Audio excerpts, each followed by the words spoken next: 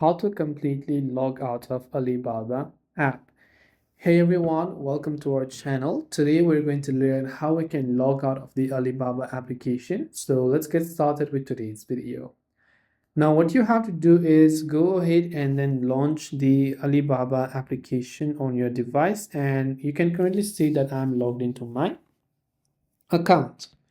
So to log out, tap on the My Account or the My Alibaba icon from the bottom right hand side. When we've done that, you'll come to this page. So tap on the settings icon, which you can see from the top right hand side of the screen. When you're there, again, you'll come to this page. So to sign out at the very bottom, you can just see the sign out button there. So you have to just tap on the sign out button. It will ask me, do you want to sign out?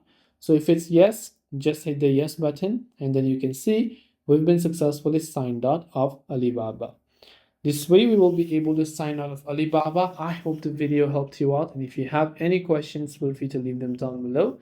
As always, thanks for watching till the very end of this tutorial, and see you soon in the next video.